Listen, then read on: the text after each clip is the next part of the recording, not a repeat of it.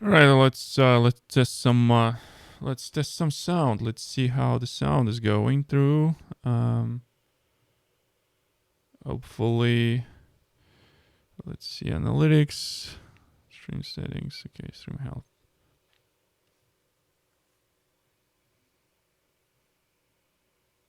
I'm wondering if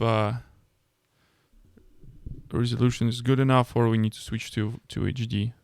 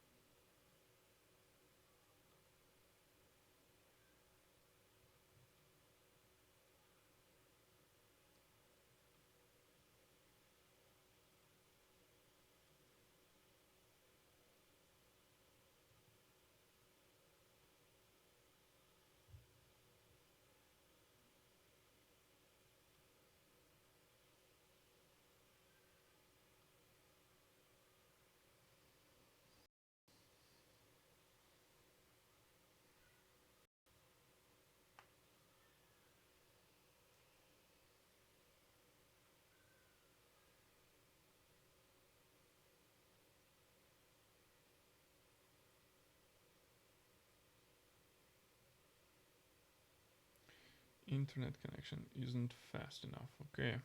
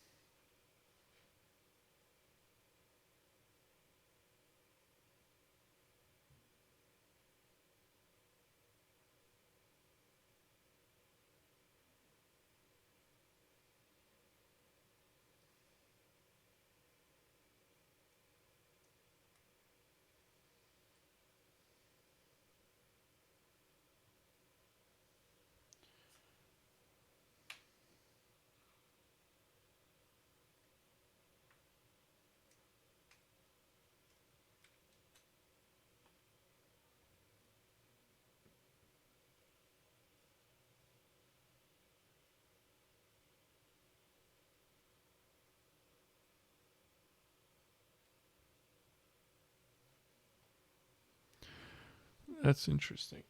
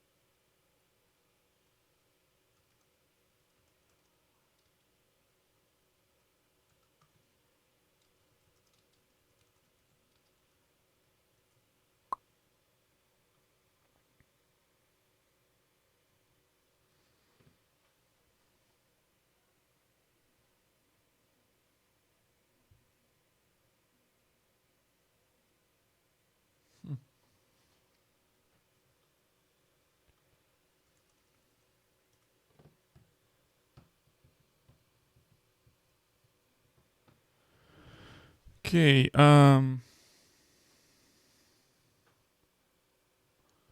So how does it look for those of you who just joined?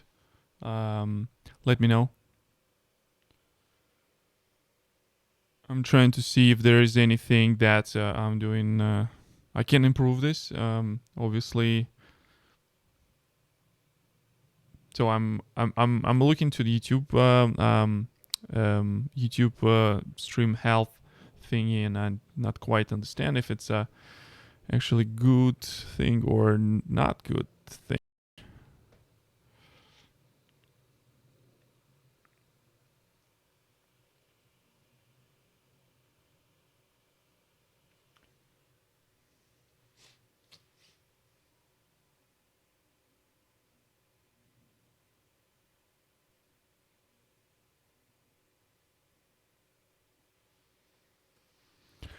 Well, at least we have a 1080p, not like last time we had how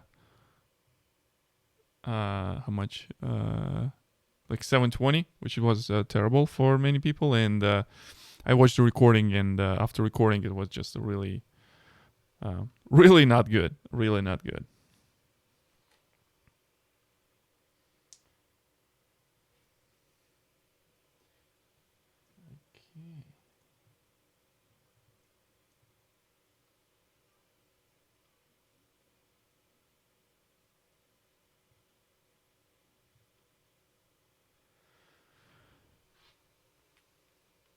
Okay, just 3 more minutes, and I'll briefly restart local stream, so we'll get the result stream without pre-show and like timer and things like that.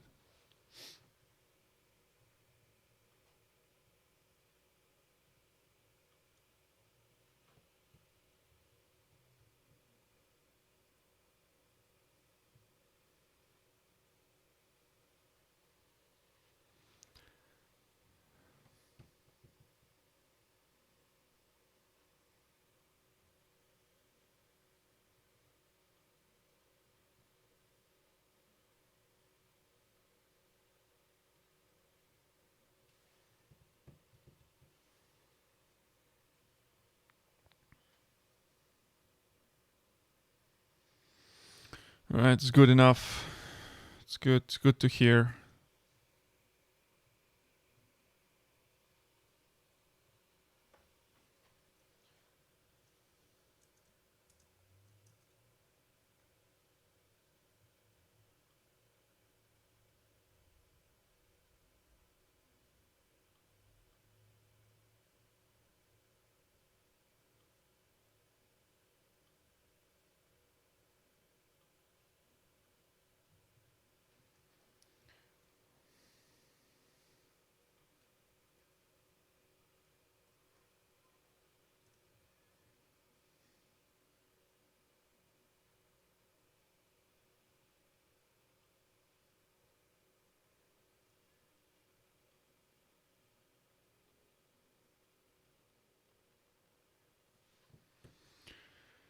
All right.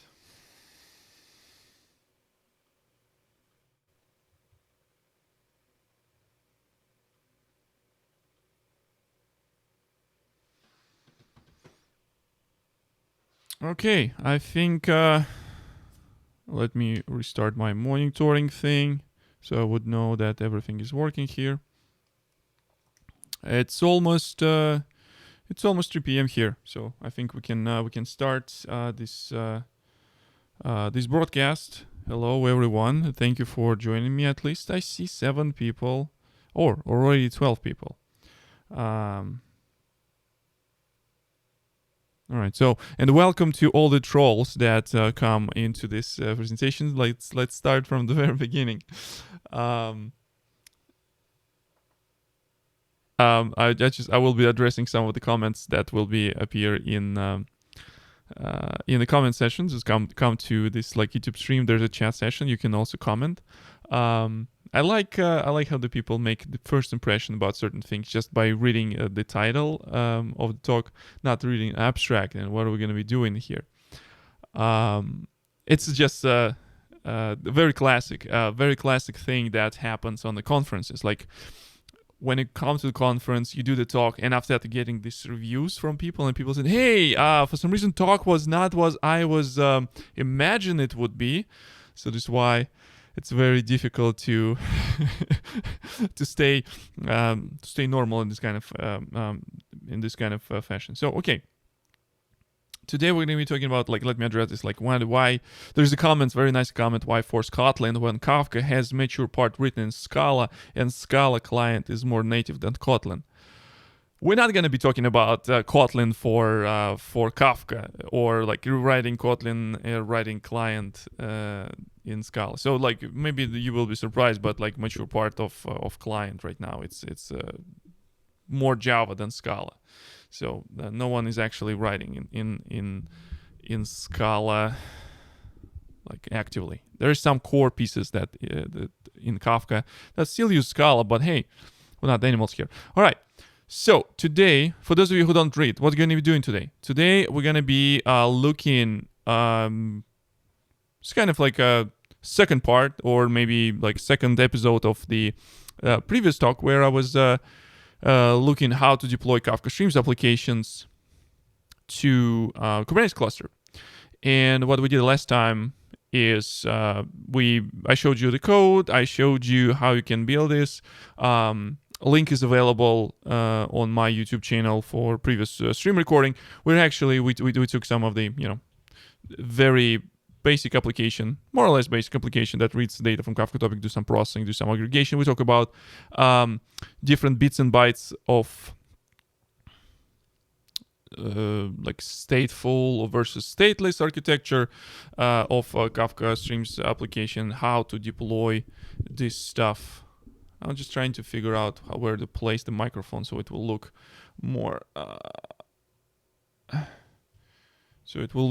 like it's like, let's try to do something like this.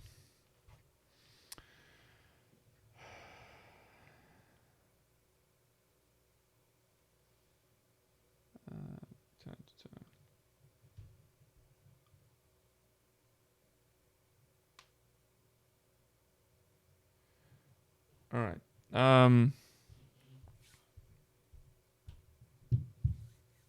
Pause login button time to time. We'll see how it goes. We'll see how it goes. I see stream on my another monitor here in my lab, so looks like stream is working. They're testing different technology. Last time I used Zoom, now I'm using Ecamm. I couldn't make OBS work.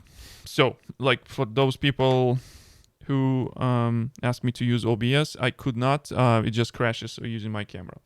But like no, if it's it will keep like disconnected. Right now I see this is excellent stream, so the quality is nice. So we're doing quite good.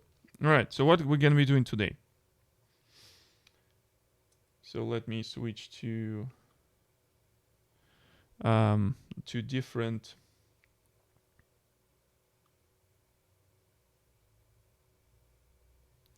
To different screen where we will be looking at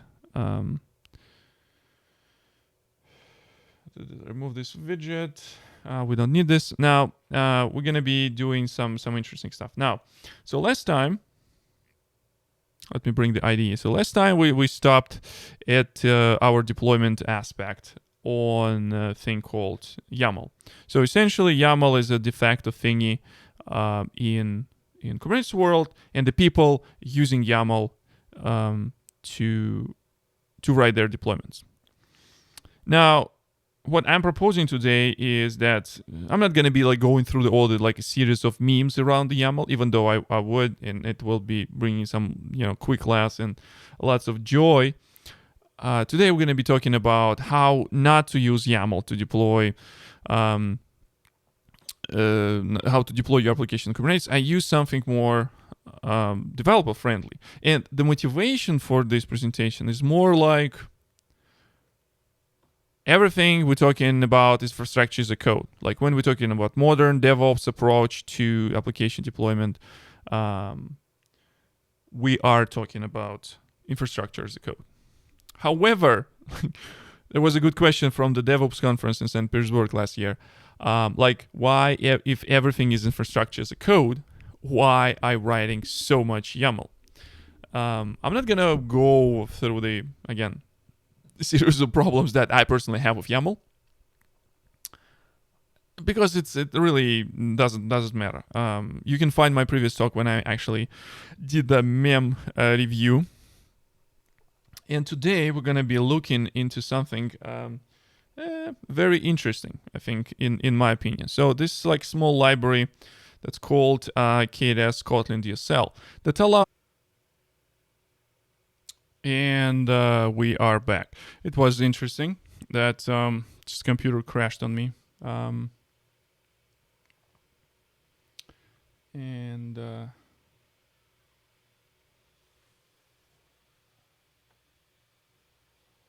I just want to make sure that we're still using good sound. And for the camera, for some reasons, we don't use this use camera. Okay, so let's use this one. Now, what I was saying, we're going to be looking to this library called Kubernetes DSL for Kotlin. Yep, it's here, finally. Yeah, and we still have some 9 people. Thank you for sticking around. That's it's pretty awesome. I think I just able to restore it now. So what is that? So we're gonna be using this interesting library to write our deployment, and deployment that I was writing in YAML last time, where when we were talking about now. So what is the problem do you have? I don't have any problems with YAML. Like with the small deployments, more or less not super complex, some of the things that people develop over a weekend, YAML fits very well. And it's like small deployment, in this particular case, deployment of my application. However, if your application start getting like more and more different components that you need to bring, the situation is like that. You need to come up with some other tools. You maybe start looking to Helm in order to provide you templatization or maybe using like a customize, which is part of Kubernetes thing. So I'm writing apps. I'm not writing YAML. You know, if I want to make my life but as a senior YAML engineer, I would definitely do that. But like, I'm writing code. So today we're going to be writing code that will be actually deploying my stuff. And another thing is that, like, comparing to, like, if you're using YAML and kube control, with the things that we will be do today, it's not required to have kube control. So that's why, like, these kind of deployments can be executed automatically from your like CI/CD pipeline or whatnot. So I already have this application, this image. I have this YAML file. So the first thing that we're going to be doing is, let's see how we can bring some of the Kotlin here in my project. I already using Gradle, so in this particular case, I just simply need bring some of the Kotlin dependencies, and I will be also using this Kubernetes DSL. For that, we'll see if we have a time. I can show you some other things, but like for this one, it's pretty generic. It's nothing to do to Kafka Streams. Just simply because I use my previous example is Kafka Streams. The application is ready, so that we will be using here.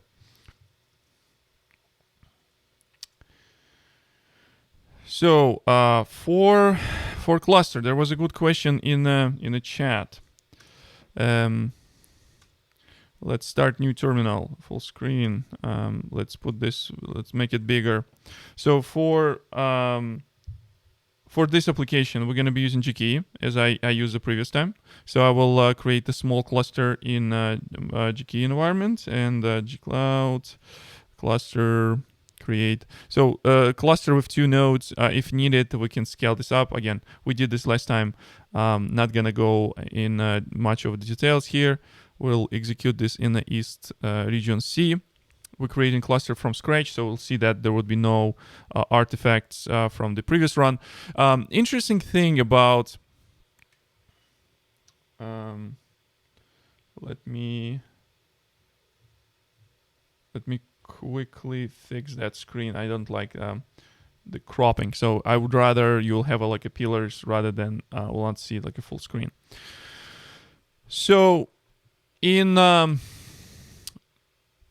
of the practices that many organizations who embrace this cloud native architecture, the practice, if they want to make sure that everything is like cloud native and there's no dependency, they can easily bounce and roll their clusters in a few times per day. And it's just something that they usually do. It's like a engineering practice that they have in organizations. That's why, like, starting from scratch and make sure that like your old cluster doesn't have some of the side effects. So let me quickly outline what I'm going to do. So first of all, while it's loading, I would like to start developing my deployment using a Kotlin DSL. So I want to start with just like simple, let's call it Kotlin class. We call it say deployment. Let's call it like movies, ratings, and deployment.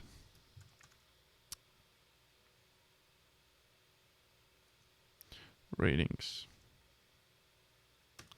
deployment, and we're gonna start small thing. So first thing is that it's gonna be executable function. We'll start with this public static void main type of approach. The first thing that is we need to get a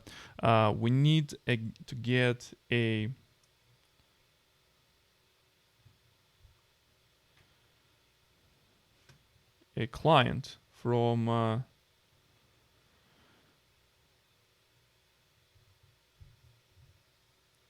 the things that are going to be using, and a lot of things that you will see right now will make sense almost immediately. So we will use default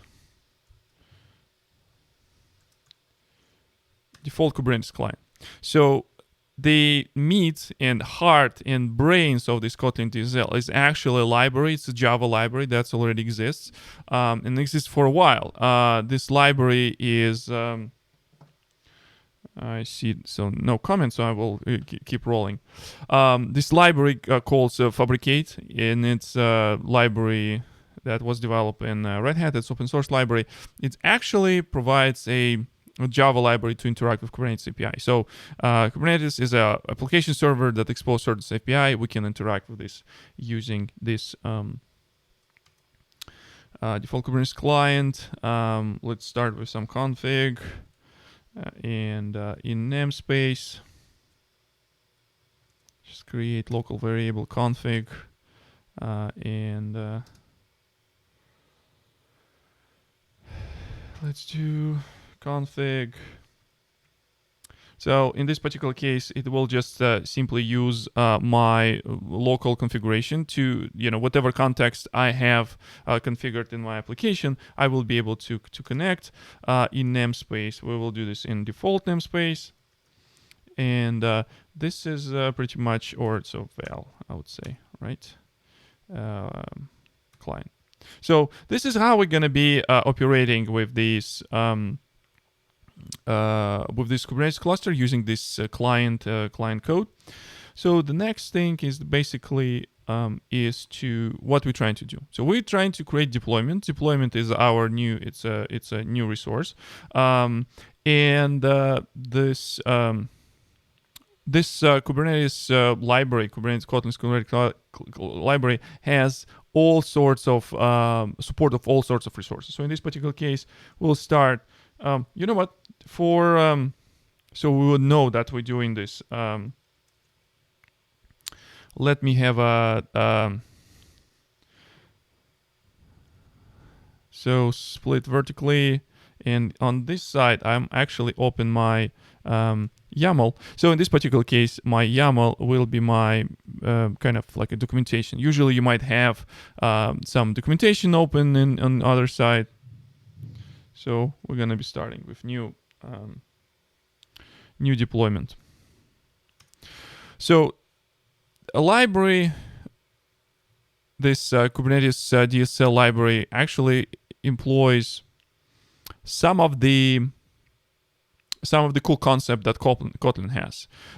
Specifically, extension functions uses it heavily, and statically typed objects. So in this particular case, when I have this lambda here, I can enable show hints for explicit receiver type. So in this, not this one. Why it doesn't show me? Yep. So now it also, like IntelliJ IDEA, will be able to introspect this information from the library and get some of the interesting hints for me. So particular case, so I have 3 top level objects here: metadata, spec, and that's it. So metadata has name, namespace, and label. So we will go with metadata. Metadata, we'll go with this block. And this object metadata, I can always go here and see metadata object and what kind of properties I have. All these properties actually coming from JSON schema that Kubernetes API exposes. So if we will look into source code of the library, there is some generator code that will go and query this information from Kubernetes cluster, parses the schema, and generates during generation phase, generates all these objects, and after that, this package this as a reusable objects in a jar. So essentially, so we'll do name. And the cool thing about this, I also know type. So in this particular case, it can be string. So I know that it's let's just copy it from here. So we will be consistent, right? I'm going here and the namespace, I'm saying it's going to be namespace. It's going to be what's default.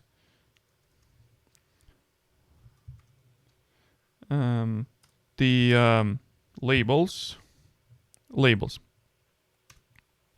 Now we can see the type of the labels. In this particular case, it is a map. So in this particular case, we can use some of the Kotlin function that allows us to create maps. So I'll do map of, in this case, app to. And one of the things that I see already that I can do with any normal language that allows me to design some of the variables that I cannot do with YAML. Obviously, I can do if I will bring Helm and other things, but like in general, I can do here. I'll just do, no, I want to do extract variable. We'll put this over here, replace two occurrences, and let's call it app location, or just like even app name. So in this particular case, can easily refactor these kind of things. So in this particular case, I use this like metadata labels. I put these labels here. Now we're good with metadata. So let's move on to next session, next spec. So, and again, for this deployment spec, I also have, let me actually fix this a little bit so I don't need to do imports every time. So I will just use this like a wildcard import. Now, so let's see a spec. We have a replicas, selector, template, and also another spec inside this. Okay, so this is how this kind of spec works. I will do replicas, and also here I know that replicas is an integer, so I can put the number. So I don't need to go to the awkward situation where I have a string. I need to convert this, or I don't know type and on whatnot. Selector. Selector. I'll do this one, and one of the things that it has. Selector block. Still wants to have a label selector, and I can do code completion is always works. So in this case, I can go and see match labels, and inside these match labels, I can do also map of what? So in this particular case, it's also have an app to same thing as I have in label. So I can easily replace this one with something that I already have here. So if I'll do just copy paste from here, and after that I can something like this. And after that, I can go ahead and just extract variable and can say, let's go here, two occurrences. Let's call it default labels. Default labels. All right. So, and again, this is something that I'm already doing because I'm using just normal programming code, like programming language. The beauty of this kind of thing is this is where you look at the code and it looks exactly as kind of like you're declaring this. And we actually had some questions in the past, like what it's not like maybe entirely DSL per se, like because DSL is more about declarative, but I would like to say it's kind of fluent API that allows you combine declarative approach like this with procedural approach, because this is where we're calling a function. And so next thing, so we're standing where? We're standing in the spec, replica selector. Now we're going to template for selector is done. So we're going into template. We're saying block, and inside it's a pod template spec. Again, metadata, labels, app. Same thing as we had here. So potentially we even can extract this the base class. If we need to have a deployment of the similar time, but will be some modification, we can use inheritance, and it works very well. with the things like Kotlin, because you obviously it's a object-oriented language that has inheritance built in. So we go into metadata, and label. I'm just simply following the same story because this stuff is working, so I don't need to like reinvent the wheel. Potentially, like in future, I want to just like throw this away. So now we have a template. Okay, all good. So next thing is that let's define a inside the template. So we have a metadata. Next thing is so cool thing that IntelliJ has this like a rulers that visually align you. Some people actually put like a physical line, like a ruler on their screen, so they can do some stuff. I don't see any like activity in the chat. Like if people still can hear me and you still can see me, let me know, please, that you're still alive. And we will continue. So now, next, we're talking about spec. So since we started writing a template for our deployment, now we're looking at spec. It's also block deployment spec. Now, it's a couple things. Important things is that let's start with container because it's we'll fix the definitive part in a moment. So let's start with container. So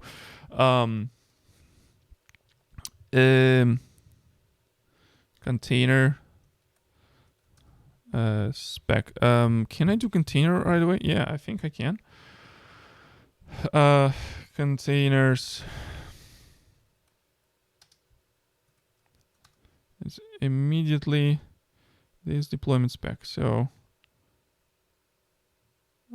that should give me container. I don't think, maybe I'm doing this in the wrong place. So I'm on the template metadata, and now I'm doing spec, and I'll do containers. I don't see containers here.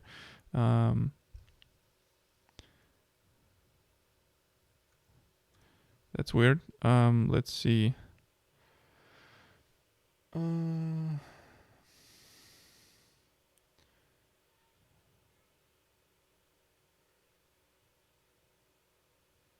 Side spec, I have a containers, and it should be a list of containers.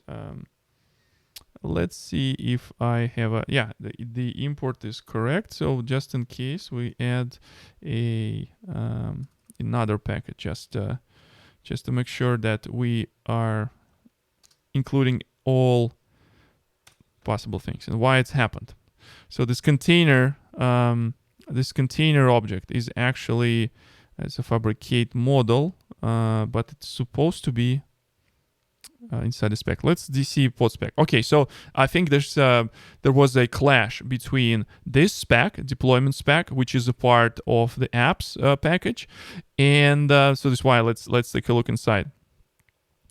You see, like in this case, it uses the Kotlin syntax for defining some of the function names. Like in this case, we're using backticks. The reason for that is because of like some of the name clashes, and we need to put the stuff in the different packages, so the different objects will not clash with their lines. Now, containers. We have a list of containers. As far as I can remember, it's a list mutable of containers. So in this case, we need to have a list of, as we did previously, and one of the new container. Let's do a new container, and here is easy name. Name of the container will say we already have this like application name, right? Application name, it's good, so we don't need to type this.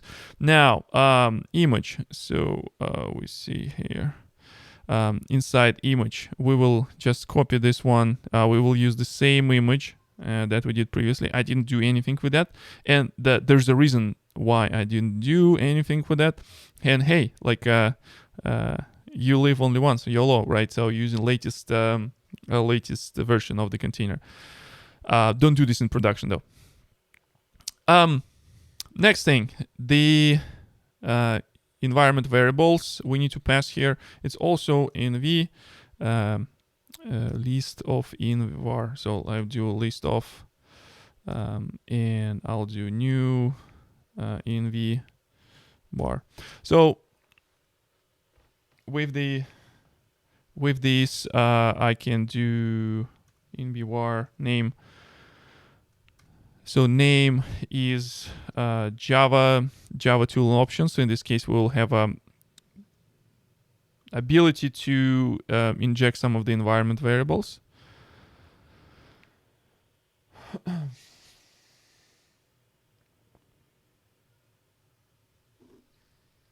And there's a typo here because it's a block, and we don't need to do this one.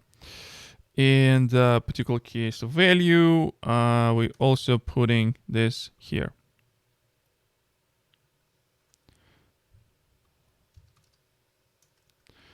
Up. I didn't copy everything, so we'll go in here. Boom.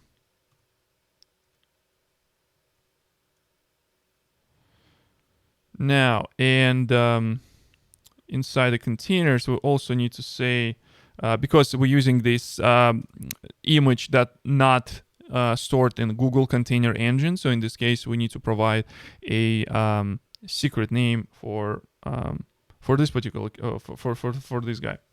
So since it's a list, also how I can know it's a list, I can see where's my this inline documentations here is like object reference, local object reference, which is I guess some of the generic dynamic object in Kubernetes. List of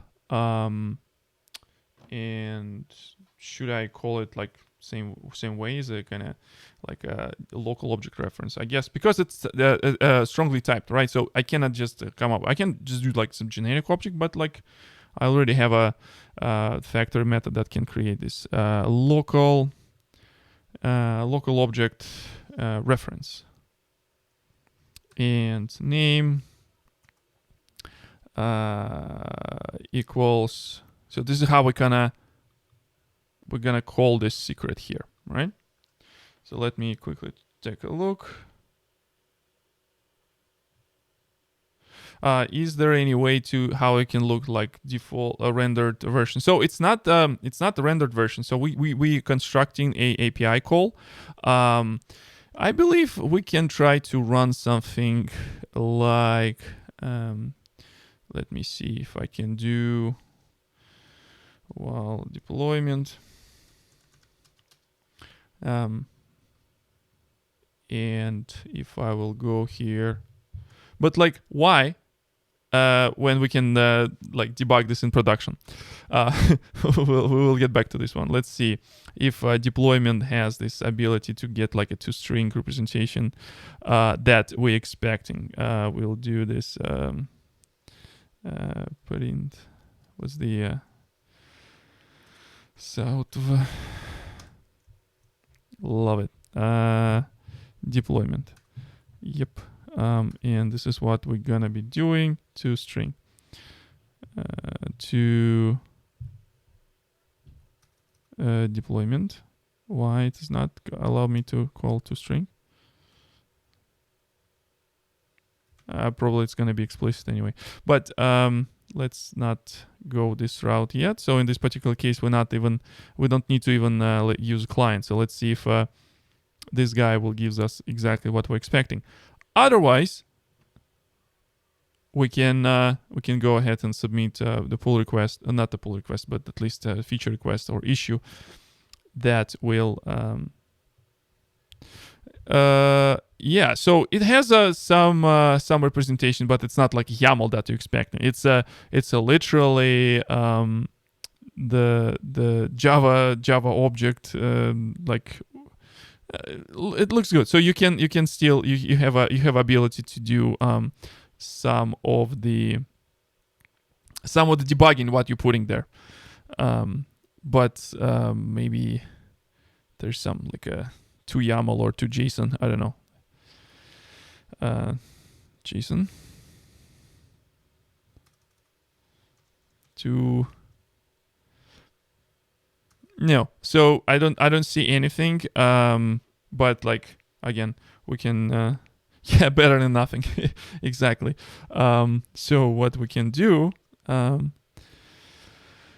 gonna go ahead, go here, say issue.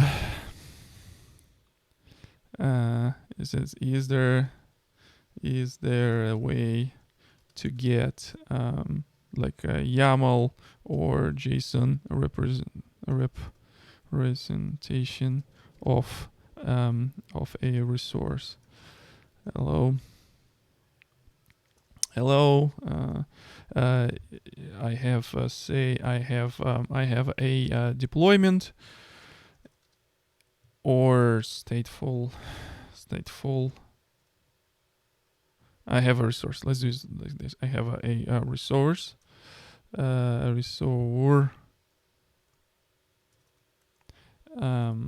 Stateful set.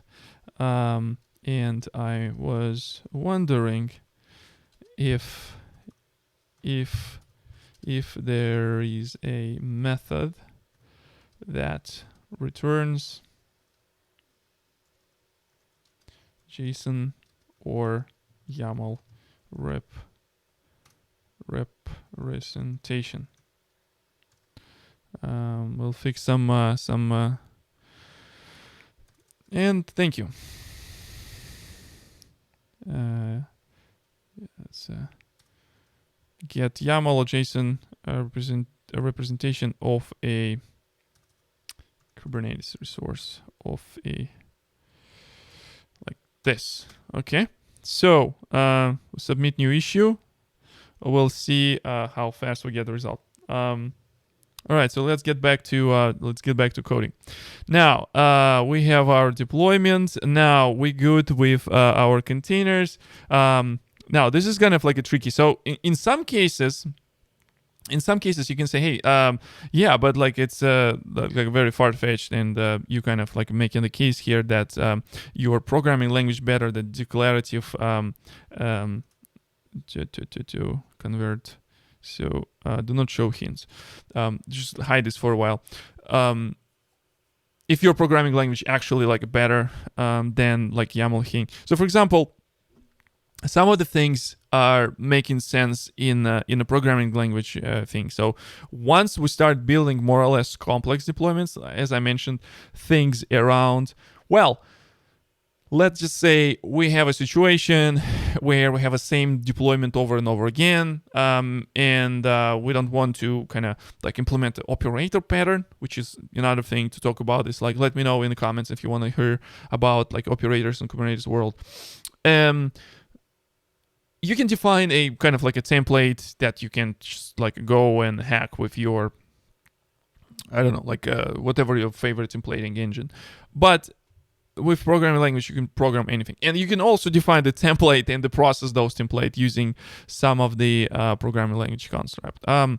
So, and specifically things I found like a very, not difficult, but at least like awkward to have things like, I just, okay, we go in here, new container, because we want to define a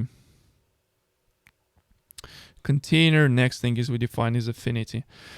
So specifically for defining affinity, I found this like very awkward because we need to define the condition for affinity here in YAML in a very awkward, way. The whole purpose of like defining this condition in programming language, because there's language constructs allow you to do that rather than having this kind of, okay, so list of things to tune. So we do new we do new affinity. We can do what's the pod affinity. Pod affinity defines a block of things. that will create us the. Let me get it back real quick. Show hints. So in this case, pod affinity, right? So we have a right type. So in this case, we can use what's the required execution, which is a property. Another cool thing here in when you're using this like a programming DSL, you can always look into code. You can always look into types. Especially important thing here is the types.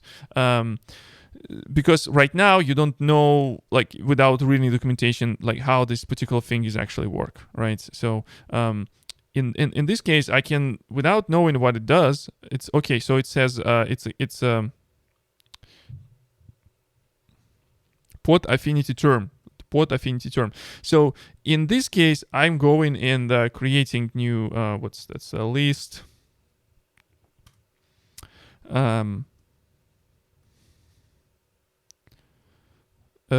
List of new pod affinity term.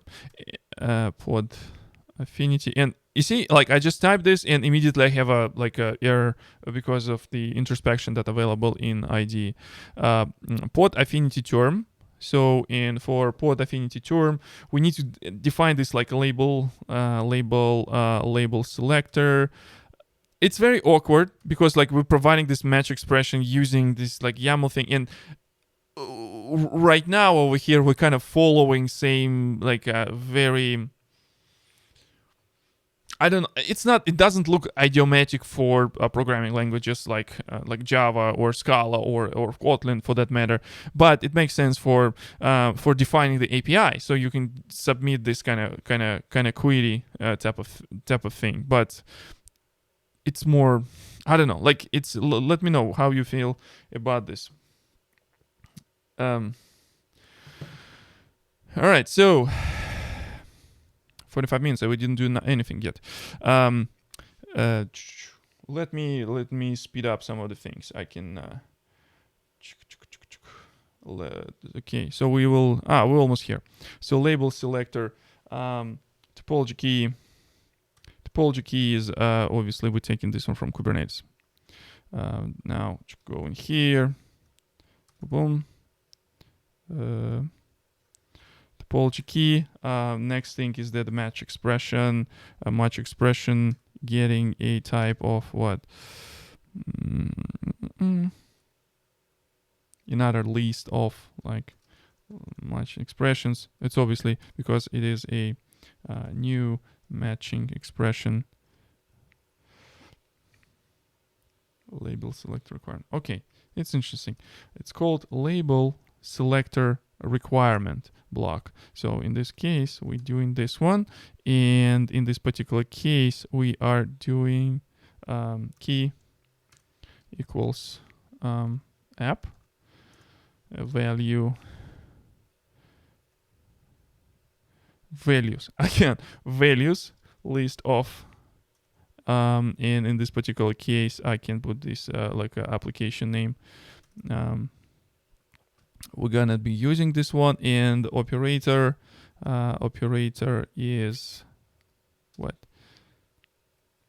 It's a string. So in this case it's not even type, so it's not enum or something like that. So I think we're good here. I think we have a okay-ish understanding what are we doing here. So let me do quickly import, and here we also will be using import.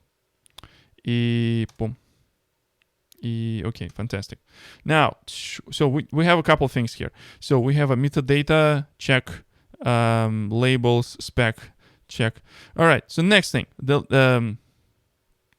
once we're done with this deployment, so what we're doing this. So we created this client. In client, we can get apps.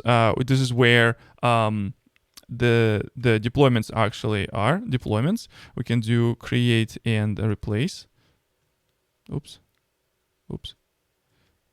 Why are my fingers all over the place? Create and replace and our deployment. So this is pretty much it. This is our deployment application. So let's have it. Let's see. Okay, get nodes. We have anything here. Okay, 2 nodes. Let's do watch. Get pods.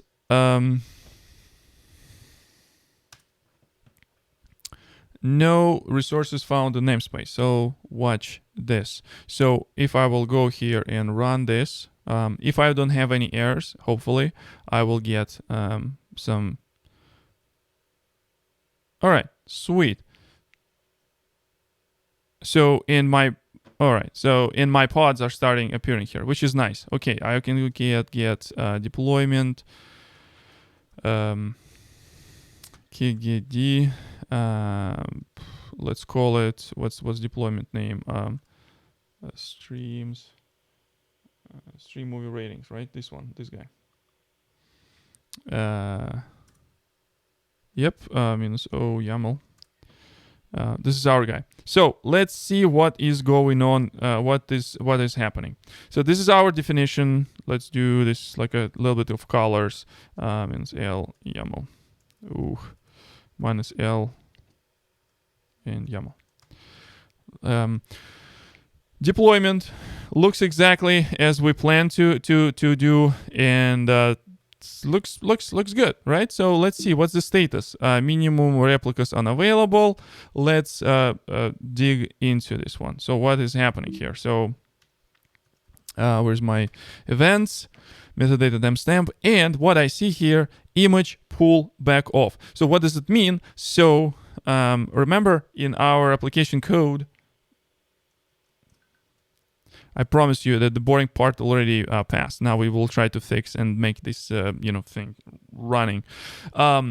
We defined our secret reference. Where is it?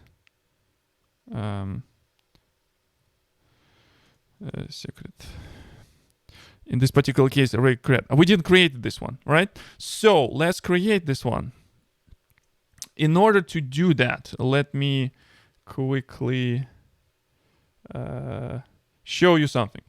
So last time I was I failed to find this, but this time I found this. So essentially, it is a secret, but we're interested in secrets for Docker registry. So specifically here, and what are requirements here?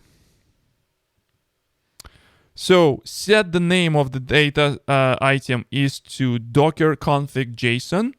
Next thing, base encode Docker file and paste that string unbroken as a value of data, and set type to Kubernetes data docker config JSON. Okay, 3 things that we need to do. We need to create the small secret, which is actually pretty easy, right? So we can go, now we already learned how to do that.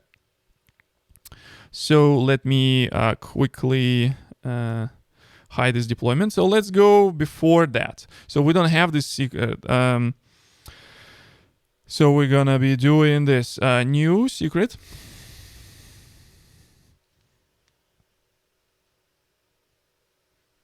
Why it switched to my another screen? I'm just interested. Interesting. Why it switched to my and showing my stuff on another screen, which is not right. Let me fix that real quick. So the first thing, it says so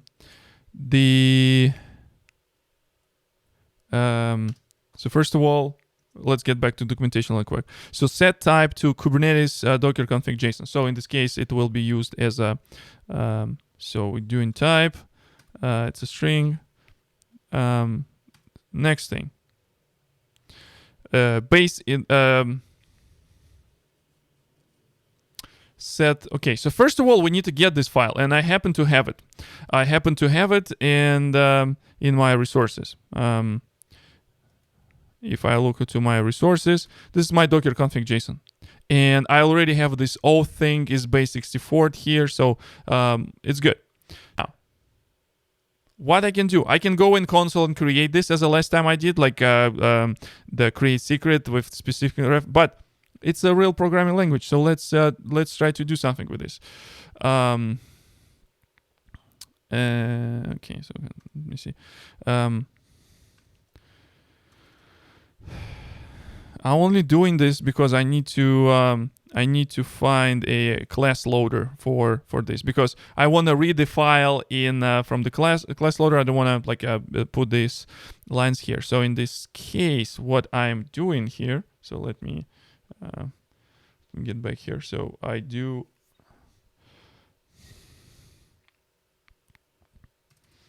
So I will do movie deployments. The class class Java. So from the Java class, I can get resource. No. First of all, it's a class loader. I'm getting from the class loader get resource as a stream. So in this particular case, it's gonna be my Docker Compose. Oh yeah. Control C. Oh, why I'm doing this? Control C. And you paste here. Next thing is that I get this resource as a stream. Do I need to create a file? Where's the... yeah, I can do this like buffered reader. And from the buffered reader, I can do read. Text. Something, read text. Okay, perfect. So in this case, I have a value called my JSON file text. And after that, it's in, it says goes into data. So in this case, we need to do,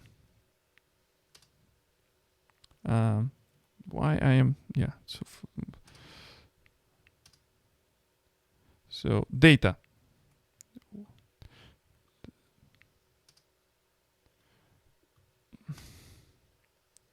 So data is a map, so I can go ahead and say map of.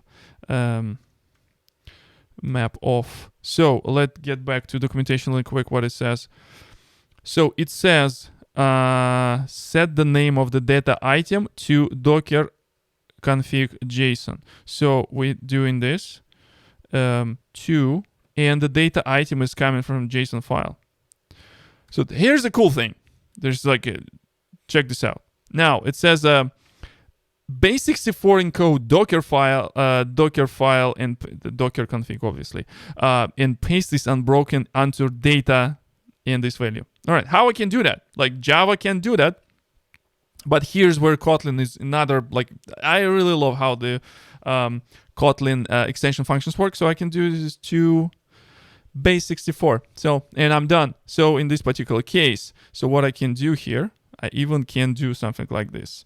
Let me extract this. I'll do client secrets, create and replace. And here I'm putting my secret. And this is where I probably need to put this in a separate file, but like I want to keep this for a clarity.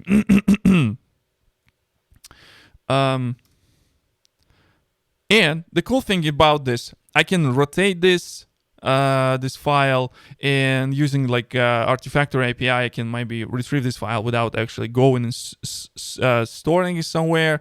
So I can store this file somewhere like a vault and things like that.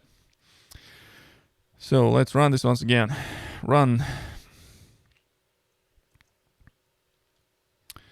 All right. So null pointer exception. Love it. Let's try to figure out what we do have here. Data type. A couple of things I think we missed here. We don't have the name of this stuff, right? So in this case, it goes into metadata block. Inside this metadata block is a name, and our name is how we reference this one. We reference this like this one, okay? And when I run this again,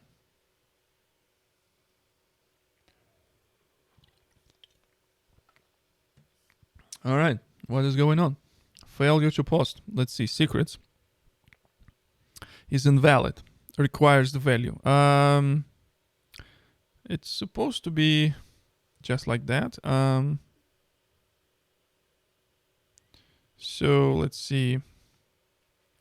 Take registration data map of base 64. Required value. Type.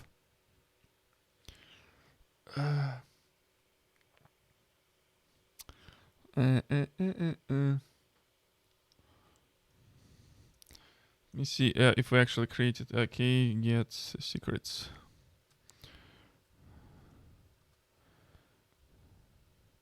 Yeah, it didn't create this one. So what I am doing wrong? Name of the file, get resources stream, buffer read text.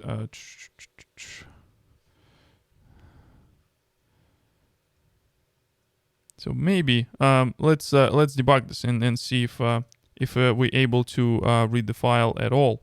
So this cool thing about having the stuff written in the real programming language, we can just do a debug session. Just build, run, debug.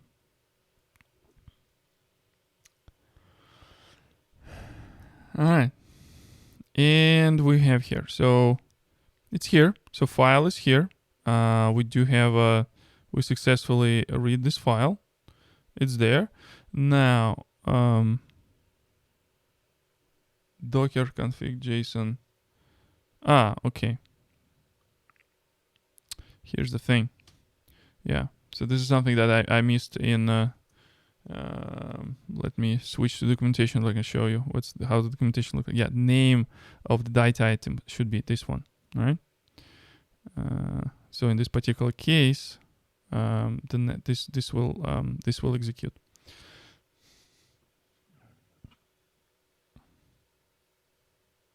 All right, cool. So if I go here and just say go secrets, and I'll see this one. This is our guy. Looks legit, right? Okay, so it looks legit. So we can do okay. Delete deployment. So let's kill deployment just to redeploy our stuff once again. It's not election. It is a more like we're coding as the live coding section. So it's more like a practical side of things. Yeah, but like we did present this kind of thing at DevOps last year. So let's see what kind of events we have here. So back off restarts. Okay, let's see. Get pods. Completed. Okay, so looks like it's up and running. So successfully completed multiple restarts. So let's see what is going on here. Okay, log. What's the pod? And all right, so application is not running. So what is happening here? All right. What is happening here? Error. Okay, let's see. Cannot connect to node. Why? Looking for errors. Failure to authentication. Failed invalid username and password. Okay, perfect. So what is happening now? The container inside the container. Yeah, I was like lazy to build like a secret from the very beginning of this stuff, but I guess it's the time to build this. If we look inside this the build.gradle, the gib section, and inside my gib section, what I see here is that I am copying my local folder with the secret inside the container, which is like a terrible idea because like something might leak into this one. But it is what it is. So let's try to see if we can fix that without changing. So one of the one of the options is to create kind of like an overlay volume. Basically, you have a volume, and after that, we can put this stuff on top. The correct way is to how we can deal with this. Correct way is to get a real application cloud config, and after that inject this as a secret inside Kubernetes, so it can be available in real time. So when you restart this, why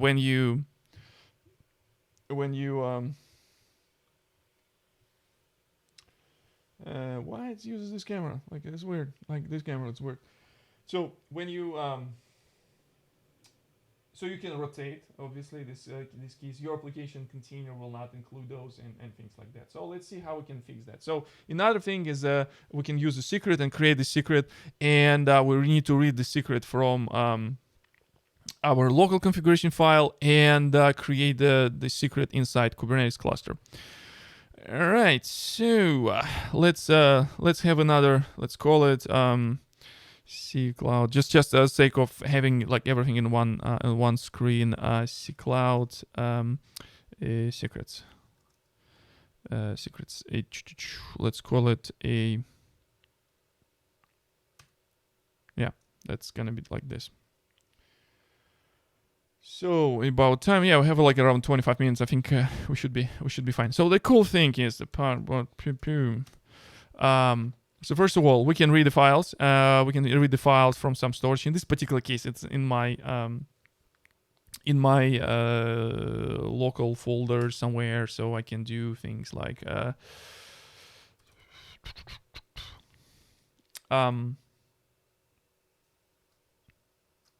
properties, Java util properties, do apply.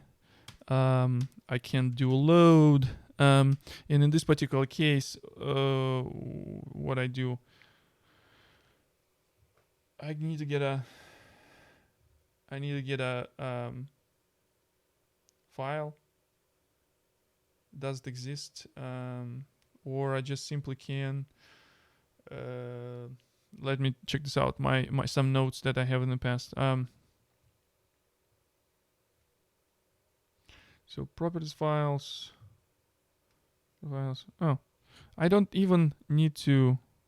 So I don't even need to read every line of this property file. So here's how it works.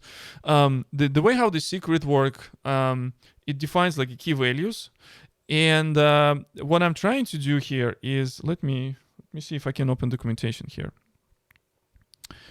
In terms of secrets, and specifically using secrets, and specifically what I will try to do. So I want to inject my property file the same way as I have it on my computer, or like whatever computer that has access to with all these keys. Since my application just expecting this property file to be available, so I will just like simply take this property file, make it a base 64 string, and after that just move it here. So I'm not, and no one is actually telling me that I'm showing the wrong screen. Okay, now, yeah. So because I was showing the video of myself, using secrets files from your pod.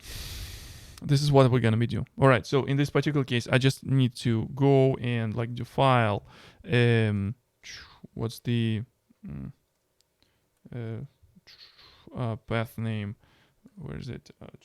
Users. So it's here. So I can do read text. By default also uses UTF. Read text and to base 64. So how it works, by the way, I didn't show you how this works. So it's actually extension function. It's actually pretty cool. For any string in my project, they immediately have a to base 64 method that comes from like Java standard package base 64. But simply it's just like extension function that passes this string as a variable and as a parameter, and that generates whatever like base 64. It actually works both way. So I do have this val. Let's call it cloud config. Next thing is that in my secrets, I'll do client.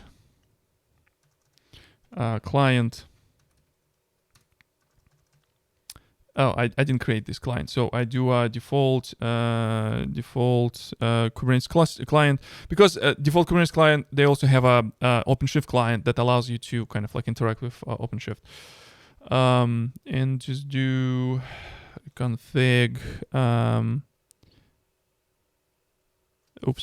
The called it's not the auto configure. Just do null. Same way as we did before, and in namespace we'll do default namespace, and the val, let's call it client.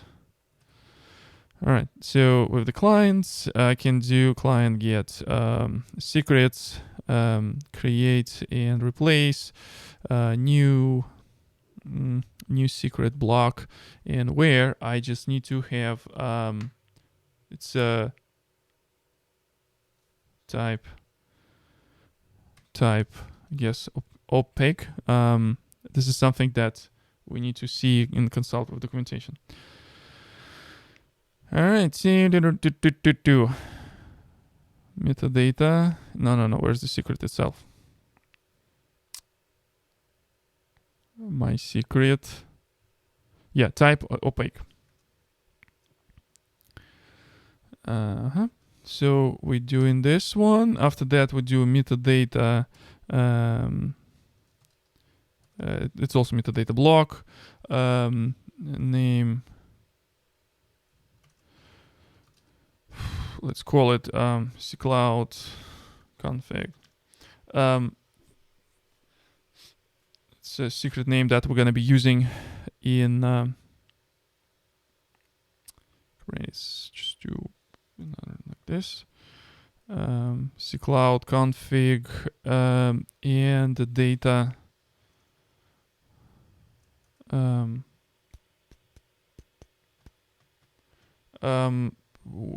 It's also map of. Let's call it config. So in this case, it's going to be available as a cloud-config/config. Like, let's call it like secret. Call it cloud, and this is going to be our config. 2, and this is going to be our text, like cloud config. Cloud config. Well, looks good. Okay. So it's gonna be. I can do the same thing with config map, but because it has some keys, it's better to. It's not encoding, all right. So the base64 is just like a hashing function. Not even. It's kind of more like a compression function, because hashing functions usually don't have ability to like get this out of the hash, but it's more like compression. It's just like a encoding, like decoding function type of thing. So. Yeah, I think it's good. Let's see if we will be able to run this one. All right, good. So, and in my key gets secret. Our secret is called cloud. All right. And yeah, we have something. So it like just look into this like a base 64 thing. I cannot just decode if we can have a correct thing here, but at least in the size, I understand what's the going to be size of my config. So in this case, I'll just like visually can see like it's something is right. Okay, now so we have our config. Now we need to map this config somewhere. So let me do before just key delete deployment, because we're going to be resubmitting this deployment. The next thing, as documentation said, using this thing. So we can, what we're going to be doing, we define this volume that will extract from the secret, and the next thing is that we will attach this volume mount for specific location. Here's the problem that I actually discovered during a during preparation for this one, and I don't want to go to this route. I think I would rather explain best practice here rather than just going and showing like a whole version, because whole version will be available anyways. I'll send you the code to this video anyways. If you follow me, if you don't follow me in Twitter, you probably should. You're already here with me for like 1 hour, so you definitely found me interesting. For those of you who don't, I will go ahead and just like show you how we can do that. So this is my where is it? Just go follow me, and I will post the link to the source code here. So all right, okay, cool.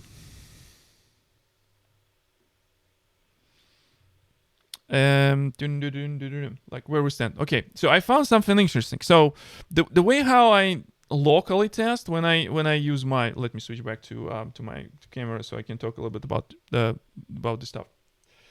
So I found a very interesting thing. So when I test this locally, usually there is no problems for me to define the volume, and after that, like overlay, like during the build, I can specify volume, and when I define this thing during run, when I do docker run, I can specify, okay, so this is where I want you to mount this particular file. So this stuff is not working on in Kubernetes, and this is something that I found very interesting in where is it? So how we can do this with this inside pod. This is very interesting article that I found, and the reason for that, let me explain this again.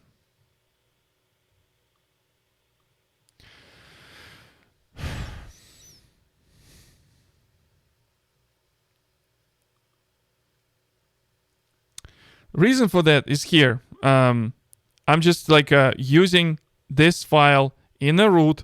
So I was planning to define this in a runtime. It doesn't work this way in Kubernetes. So the only thing that allows me to do that, and I found this very, like I said, I found this very interesting. There's a very interesting blog from Jeff Gerling. I don't know the guy, I just Googled this, but like this is actually is pretty cool. So this is what we're going to be trying to do right now. Okay, this is going to be the last thing that we're going to be trying to do. So we define the volume. We define a volume mount for my deployment, and after that, I will put this in some random folder, and after that, I will during the life cycle, during the startup of this container, I will be able to kind of like swap this with whatever secret I have. I think it's pretty neat, though it's a little bit stretched in terms of like having this type of stuff, type of hack in here. So let's get back to our deployment. Now we need to define volume, volume mount, and life cycle. So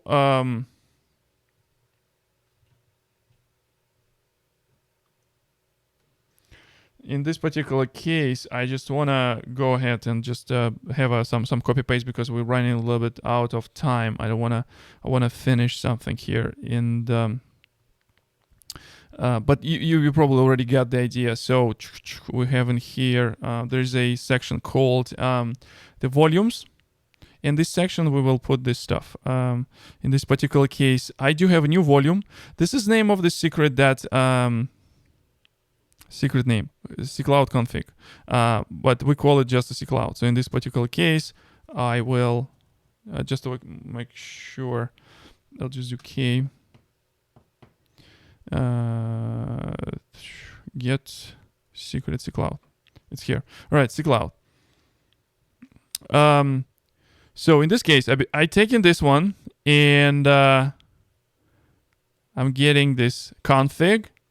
And I'm creating this path cloud config. Next thing is this is volume that I'm going to be using. The next thing is that I need to specify where I'm actually storing this. So in this case, I need to define a mount. So volume mount in this particular case, where is it? I'm on the right. Let me see.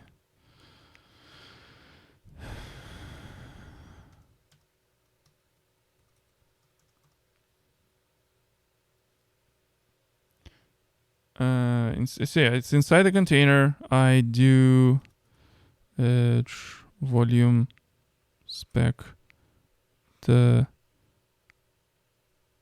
It's a volume, but I need to define the volume mount inside the container. So in this case, it's a new container here. And I believe I need to do this as well inside. Yeah, let's move this guy here because this is no use.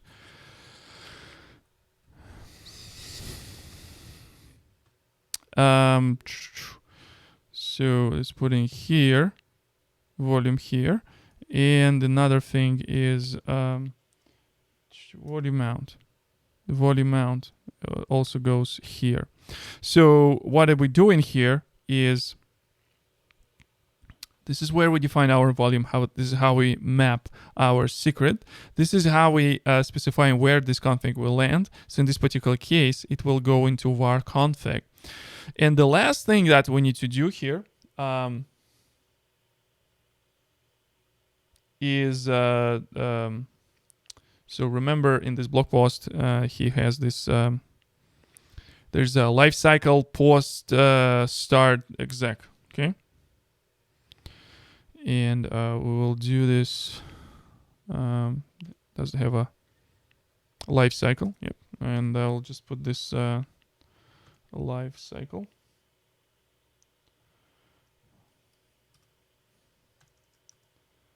Lifecycle. All right. So what it does, the container starts after the start of the container, before the application will be up and running. I'm executing this kind of stuff. So I think it's a pretty neat workaround. Okay. So let's see if it works. Let's run this application once again.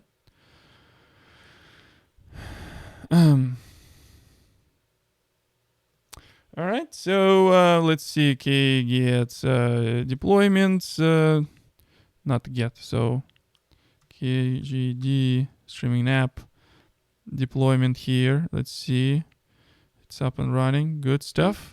Deployed, available. Okay, get pod. Okay, crash loop back off. Okay, what it can be? Okay, let's see.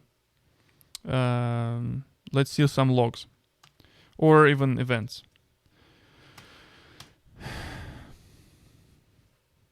All right, so this is actually pretty neat. And this is something that I think it's kind of like a cliffhanger that I will leave you with. And let me also explain this very little quick. So what it says... Why? Hey, you're not showing me for some reasons. I don't know. So, command failed. Because no such file or directory.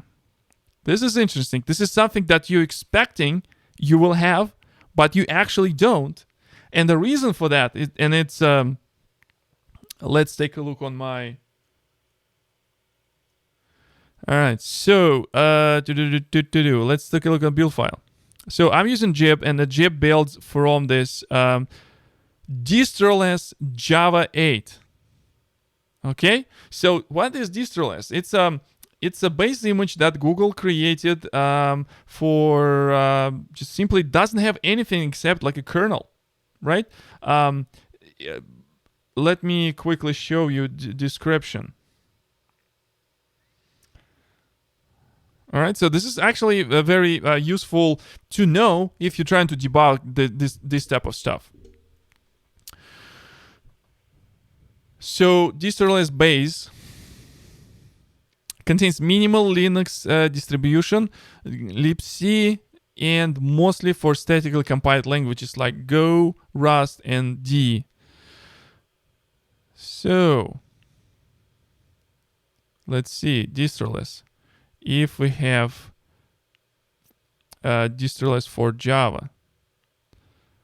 Base, yeah, this is Java, right? And the Java also doesn't have this. So one of the things that this can be solved is using debug version. Debug version actually has a busy box, and with busy box we can do debugging. But this is actually good to know because like all these hacks, what we're trying to do, we have certain expectations about certain things. We're expecting that particular image will have this information about something and whatnot. So what is the bottom line here? Bottom line, no hacks. So in this case, we cannot just use this image as is because we cannot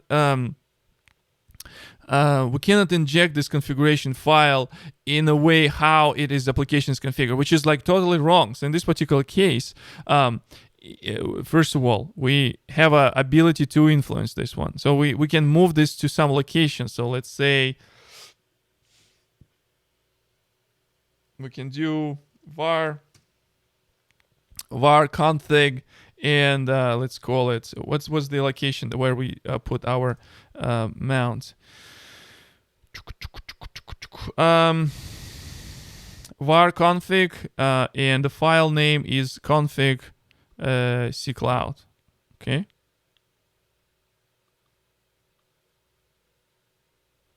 So in this case, we're doing var config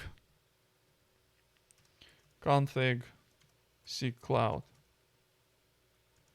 Okay, now we're removing this stuff. So I'm going here and remove it, so it will not include during the build. It will not include my file from my local machine, which is good thing. Next thing is that we need to let Jib Gradle. Okay, Gradle. We're doing streams Kotlin. This is where our build tasks. Where is it? Other. Where's my Jib? Verification depend. Sorry. That's the streams Kubernetes. Too many projects. So we go in here. Jib. We execute in Jib.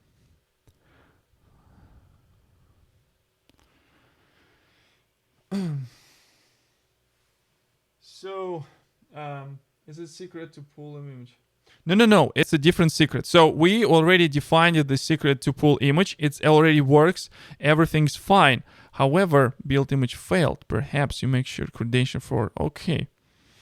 This is something that I can do in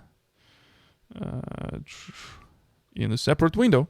So I will enter my credentials to my Artifactory in a different window. I'll just do docker login, username user, and the password is user.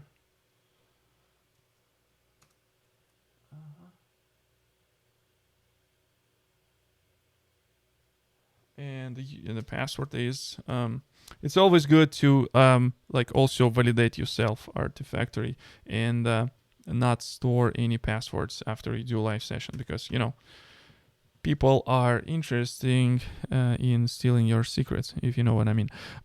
Let me run this again. All right, so let me respond to the Vyacheslav once again. So the forbidden, why it's forbidden? You have a write permission. Maybe because I'm user. Okay, so let me do docker login, username admin. So in this case, I need to have. Okay.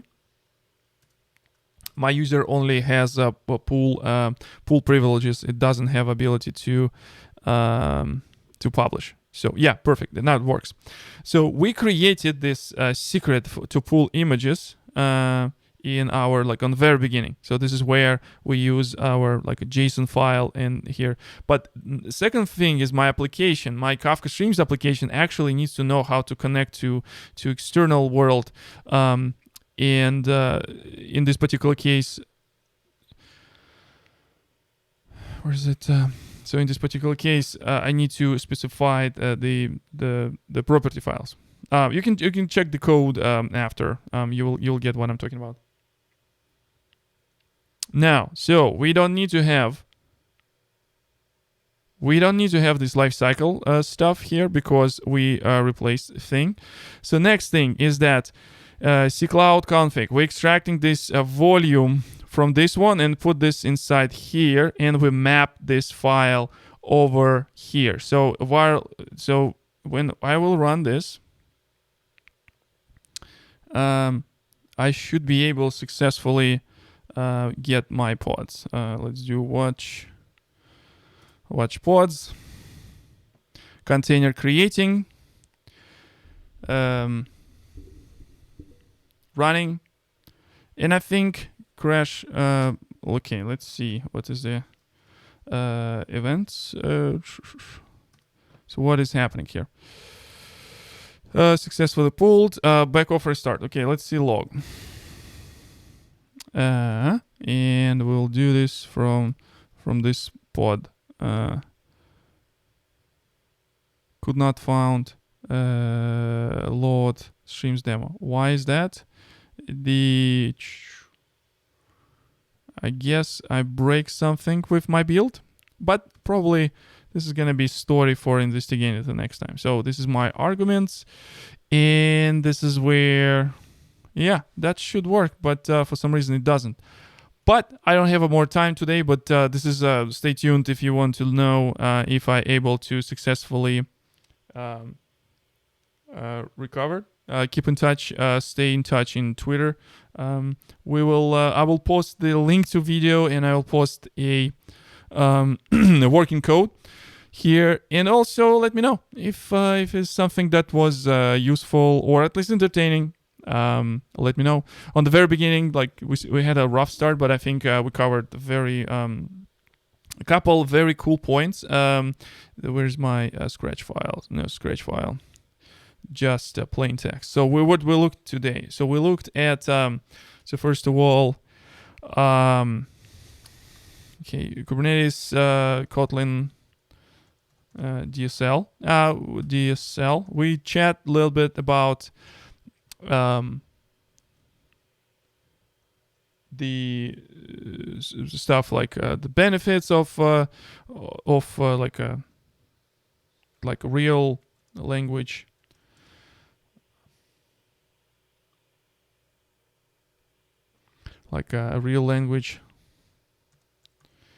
versus like YAML basically.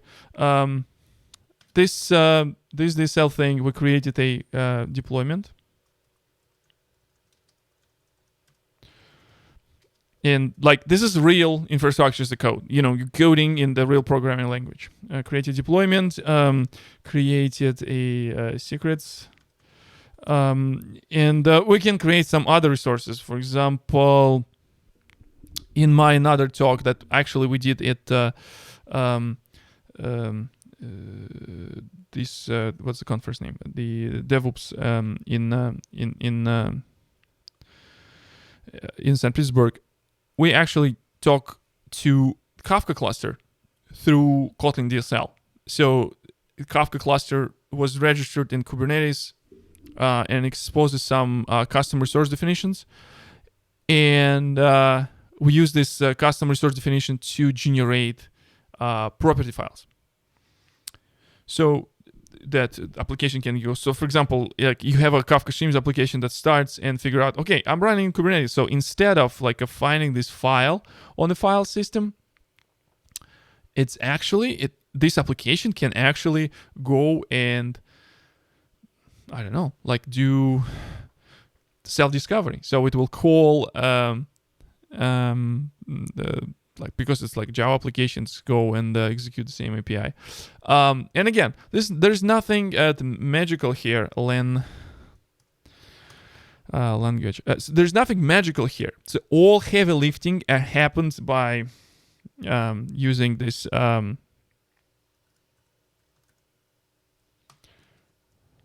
this library called the Fabricate, and so we can do some cool stuff with this. So what it does, the language and the library itself. Oh, okay, we have an answer from Jason. Base deployment. So, and we also have an answer. So in this case, we can just simply get a result and turn this into JSON using, the JSON library. So this is answer to, I guess, Vyacheslav was asking this one. How you can check rollout status in Kubernetes if you applied something. I think this is something that we need to dig into the Fabricate client and how we can execute this in Fabricate. I think we either follow up on this one and I'll find some link to you, but this is more the part of Fabricate and what kind of capabilities it provides. So how we can monitoring and how we can monitoring deployment. It's also possible to do. Again, let me leave some comments in chat or in this video, like if you're watching this as a recording, if it was something useful. But this was useful for me. Like I'm still brushing my skills on live streaming. So I learned that it's better to restart a computer before I start.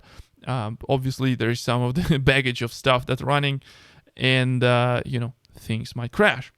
So anyway, thank you so much for those of you who were here. I see like 9 people still. It's like not everyone just left. I'm not talking to myself. I'm not going crazy. All right. So stay tuned. And as always, have a nice day. Bye-bye.